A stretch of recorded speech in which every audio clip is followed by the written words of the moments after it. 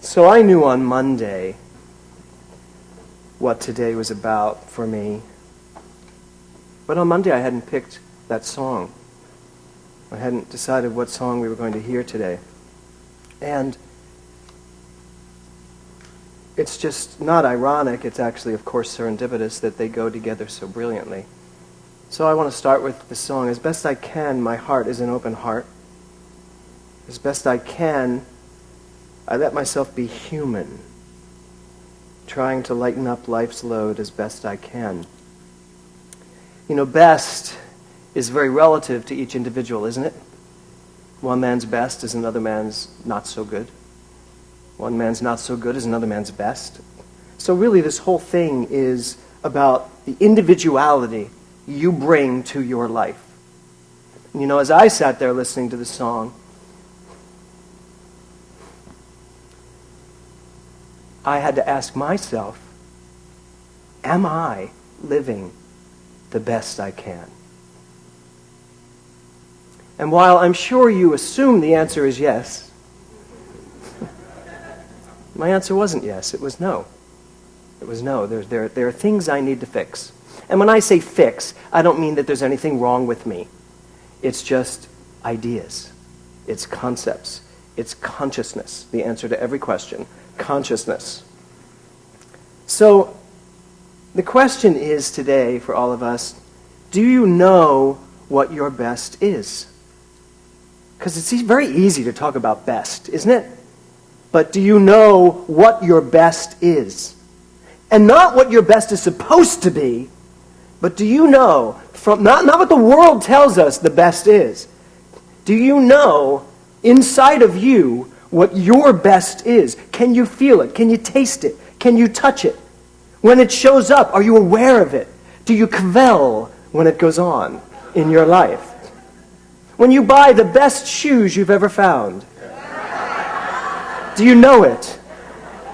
It's very funny. Last night we went to see a movie. We went to see the pirate movie, and the girls, there was a lot of girls, and me and Kevin and Stephen Bishop, and all the girls wanted to go shopping for shoes on the way out of the movie. And I was like, really? I'm so ready to go home. Really? And they all went, we're going shopping. So, you know, I said, fine. I am the only one that bought a pair of shoes. Is that not hysterical? So again, you know, being dragged along into things that turn out to be fabulous. Why not just give up and understand that the world is always, always, always, say that with me, always moving me to the best that I can possibly experience in any given moment. So, are we really aware of what the best can be? And do you know what? You know, Daniel's lyric in the song about being human. You know, as best I can, I let myself be human. And you know, I've been challenging myself with this concept of human and divine and asking myself, in every moment, can I really understand the divine understanding of me and not relegate it to a human side? And when I show up less than, and I do very rarely, but occasionally, if I show up less than, not relegate that to the human and think that the divine is something else. That's really where this ministry is going, where this community is going, where we are taking science of mind right to that place where Ernest Holmes left off, understanding that there is only one, and the best is that one in every single situation. We unfortunately think that when we go to human and divine, that one of them represents the best, and the other one represents less than the best. And I know that's what we're dealing with here today, but it really does behoove us to get through our minds and our consciousness and to get through us the idea that the best is that God self that is always present, regardless to what we're doing or what we are creating. Has anyone here ever created anything that they might not consider the best for them? We have to stop thinking that way. We have to just understand that's what I did in that moment. Move it along. Why stay in that moment? Why judge that moment when in the next moment I can tap into my divine true identity? So, when we start to compare ourselves, this idea of best also can set up an idea of comparative. I can start comparing myself. This person does this. I don't do it that well. They're the best. It was funny. You relate to that? My daughter, she said to me yesterday when I picked her up at school, they had a science fair, and we had to go to the science fair Friday night. And afterwards, she said to me, whose did you think was the best in the science fair? Now, this is a trick question to a father, isn't it? And if you have 2 children, it's really a trick question. And Will didn't ask me whose I thought was best. He just assumed it was his. Because the apple doesn't fall far from the tree. So, I said to Nora, you know what? I don't think anybody's was the best. They didn't like that answer. I said, I didn't think anybody's was the best, but every single one of them had something about it that in the moment I was there, it was the best. That was so unfulfilling for them. And as I saw their little faces droop, I thought to myself, that's what we do. Even subconsciously. We set ourselves up that there is a best, and we're not it. And then when we set ourselves up that there is a best and we are it, we go into these huge problems of ego. Oh my God, I think I'm the best. That's horrible.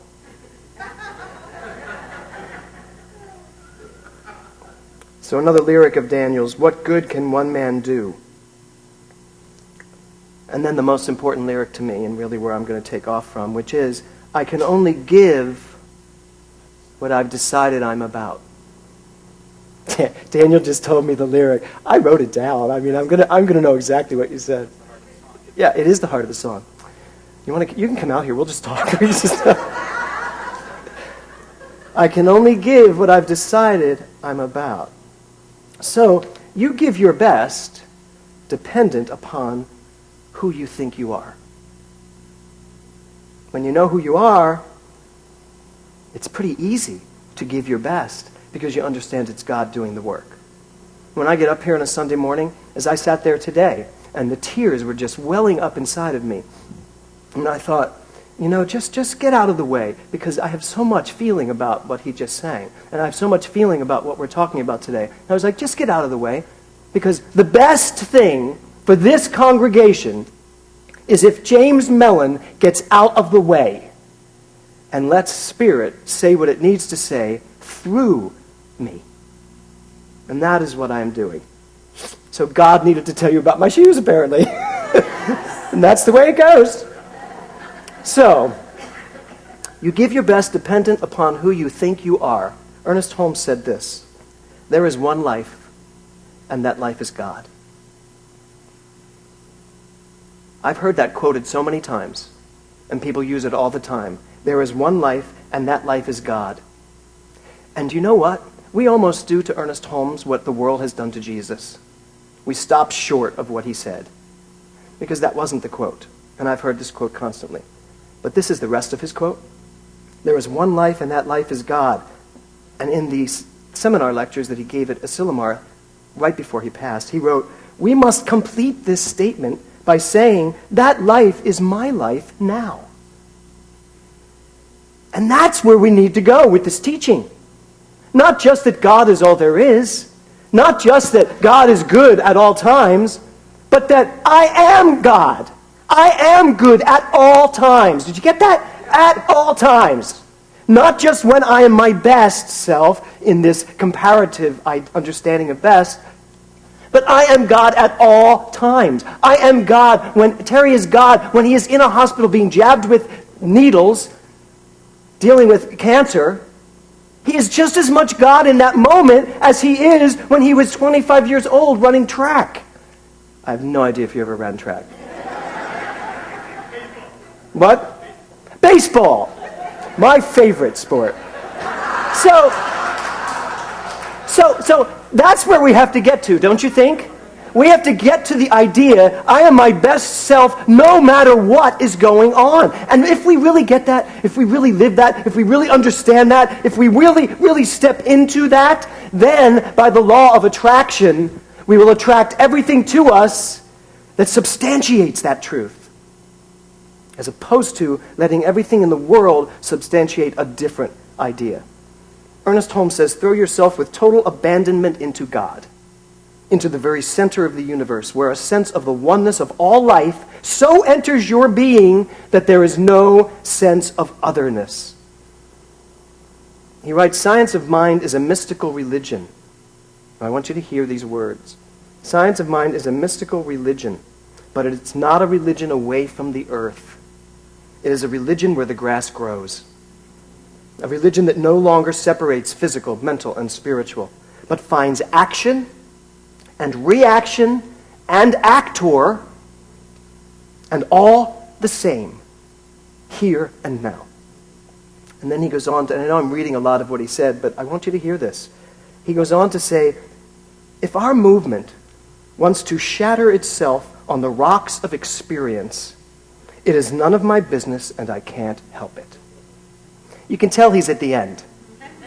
He's basically saying, if you are all going to take what I said, argue about it, and stick with the little things I said in the beginning of my metaphysical journey, knock yourselves out. I'm moving on. He goes on to say, I used to think I could help people change. He says, out of this may or may not evolve in the next 100 years what the world really needs.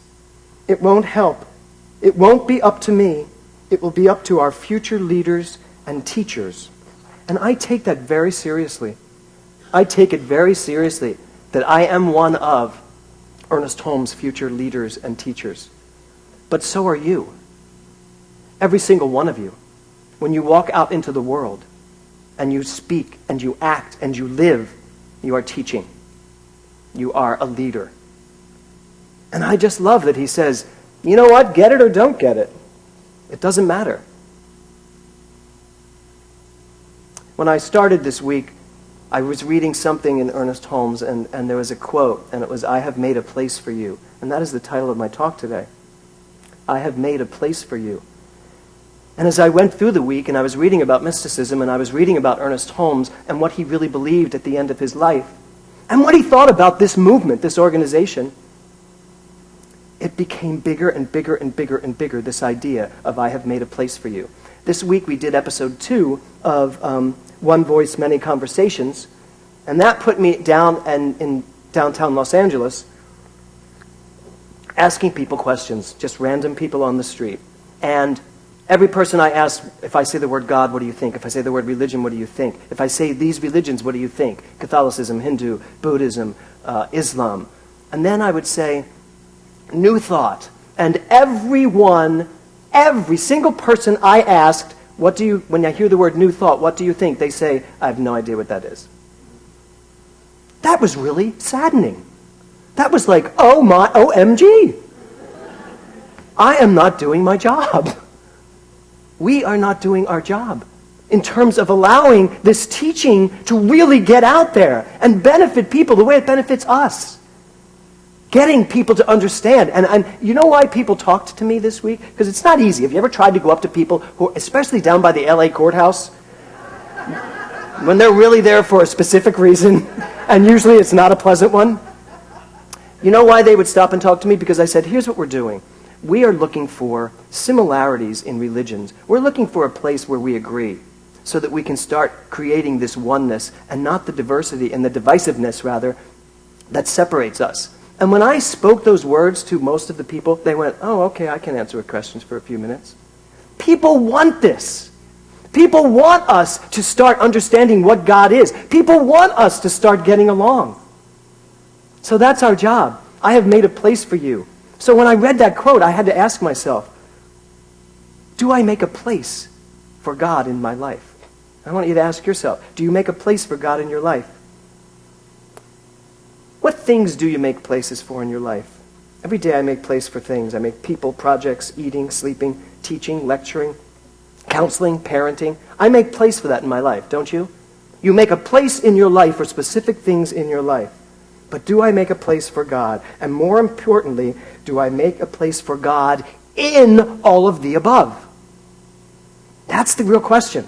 When I say, may I make a place for you? Have I made a place for you? I don't mean Yes, on Sunday mornings from 10:30 to 12, I have made a place for God.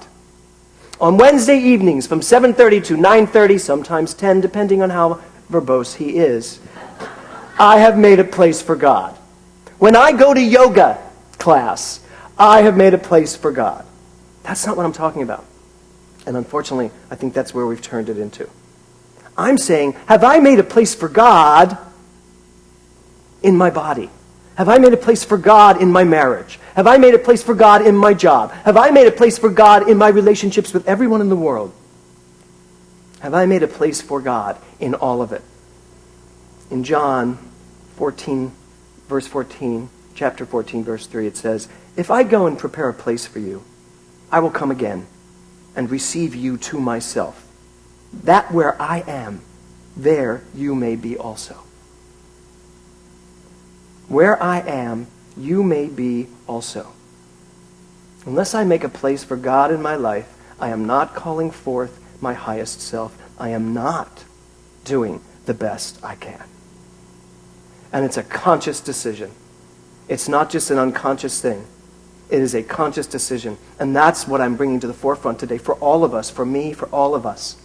Can I walk out of here today and have a better understanding of how to include God in everything that is my life by understanding that God is everything that's going on in my life? And that makes everything that's going on in my life the best thing that could possibly happen to me right now in this moment. And it doesn't matter what it is.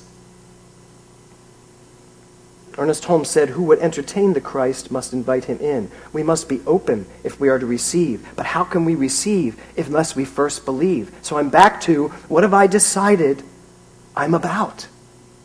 You know, Daniel's song, in order to be the best you can, you are the best based on what you've decided you're about. Who have you decided to be on this playing field of life right now? And I can tell you the answer to that question is found in looking at your life and seeing who you've decided to be, but only to this point. Because from this point forward, you can be someone else. You can step into a different understanding, a different decision. So this week, one of my clients asked me this question, or said to me this thing about our center and about church. She said, "If you had asked me to give up my faith regarding Jesus when I came to your center, I would not have stayed here." She said, "But you didn't. And so I've been here and I've been able to listen and to grow." And I explained to this person that there are many in this center who have a very hard time with the idea of Jesus, with the idea of Christianity, with the idea of Catholicism, with the idea of religion, with the idea of even the word church. And I think we have a hard time making a place for God when we don't know what we believe about God. When we're more concerned with what we don't believe about God.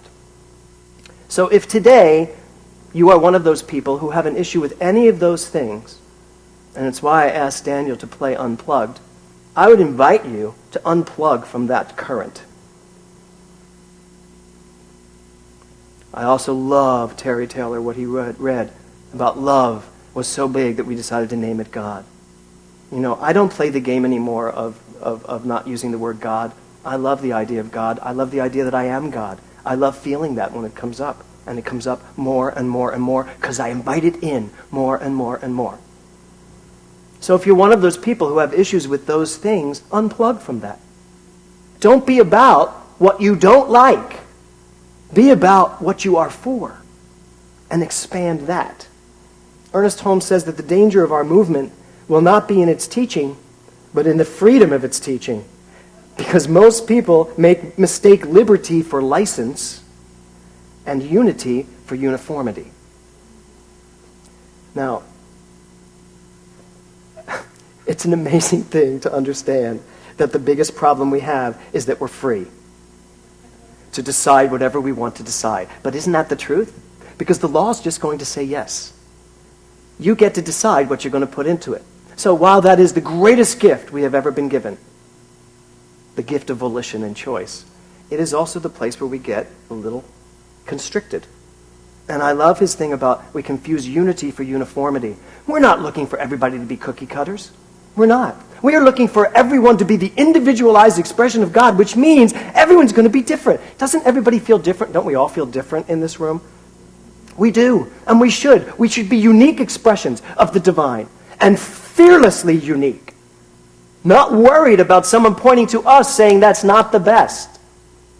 You know, it's so funny. Before I got dressed this morning, and I've never cuffed my pants, but I really like the way they do it on Glee. So I cuffed my pants, and I walk out, and Will just stops in his tracks and goes, "Dad?" He said, "The cuffs." I said, "I know, aren't they cool?" He said, "If you were on Glee." And I said, "Well, I think they look good on those guys." He goes, those guys are kids." He said, they look, "Dad, this looks really gay." So I was like, "Do you have a problem with that? Is this news to you?" I said, "I don't hide this. Never have." And so he said, "I just think you should unroll them." So here's the joke, though. Here's the funny part. So that wasn't his best idea of how I could have showed up today in church. But was it mine? So, okay, well, yes, it was until he said that. And then, so I get to church and I ask Alex Robert Holmes. I said, "What do you think of the," he goes, "I'd unroll them." I said, "Yeah." So I did. And I looked at them. No, first he said, "Unroll one. Let's take a look." And so I'm like this. Now, as I'm about to come out here and talk about what is best. And so Alex and I both agreed. I just said, "You know what? I'm going to go with this look today and see how I feel in it." So, why do I tell you this neuroses I go through before I come out here? Because I think that's what goes on in our mind all the time. Doesn't it? We're always like comparing ourselves, weighing, saying, "Is this the best? Is this the best? Is this the best? Is this the best? Or is this the best? Is this the best?" Really?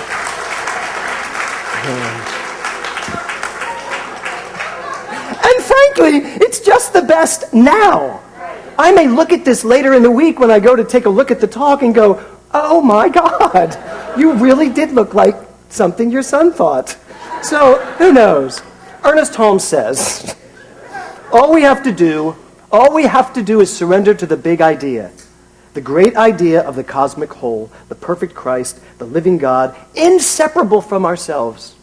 We have gone through all of our abstract processes. Oh, I sound like it's Canadian. Processes of reasoning and have found out what the law is and how it works. Now we can forget all about the law and know there is nothing but the Word.